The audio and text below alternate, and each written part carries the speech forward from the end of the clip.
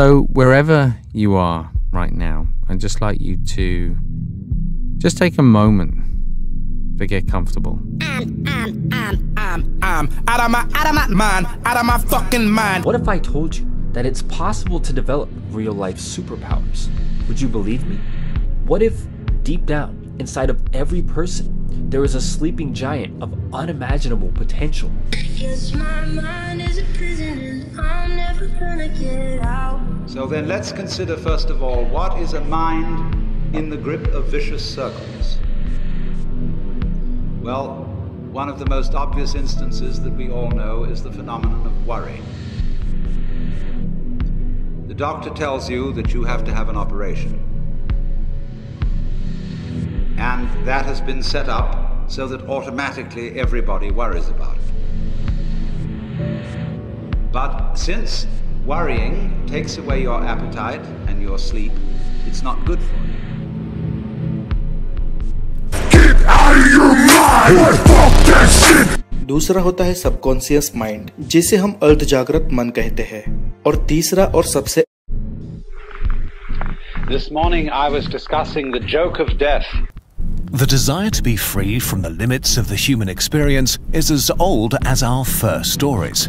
We exist in an endless universe, only bound by the laws of physics, and yet our consciousness is trapped in mortal machines made of meat. I just can't get you out of my head. Thinking y'all talking outside of yourselves also. Externalization and anthropomorphizing everything outside of you. Placing the blame onto that. Forgetting that you are the creation, you are the creator, not the creation. I want to point out to you, the Master said, that you are similarly attempting to understand Zen while your mind is full. Intellectually, there's a single overriding question in contemporary philosophy. And the question is this: how do we fit our conception of ourselves? How do we fit the human reality? The reality of consciousness, intentionality, free will, aesthetics, ethics, politics, rationality, fiction, great literature, art. How do we fit that reality in with what we know about how the world is at the most fundamental level? What you do is you reduce everything around you as nothing. Quit thinking of anything as importance on the physical realm. Give up. Give up. Who gives a fuck whether you don't have some money? Who gives a fuck whether you ain't got no good clothes? Who gives a fuck whether you ain't got a good car? Who gives a fuck about any damn thing? You are not none of these things. Give up. Leave it till you can do it that way. You understand what I'm saying? Let go.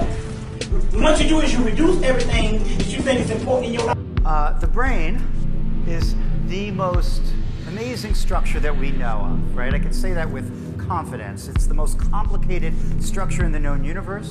It's capable of incredible feats. Its speed of processing is so great. It can interpret complex stimuli in our environment within 1/10 of a second. A lot of computer programs that are directed at interpreting the world are not that fast as our brain is.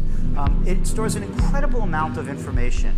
These are hard facts to come by, but some estimate that the brain stores 100 billion bits of information over the course of our lifetime.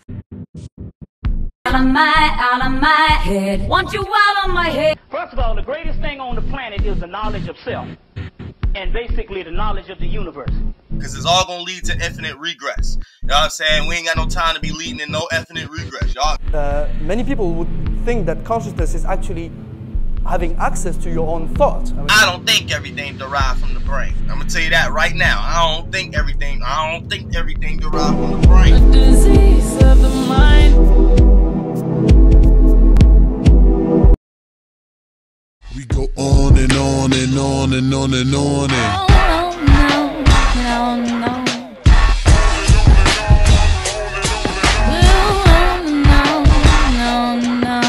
we go on and on and on and on and on.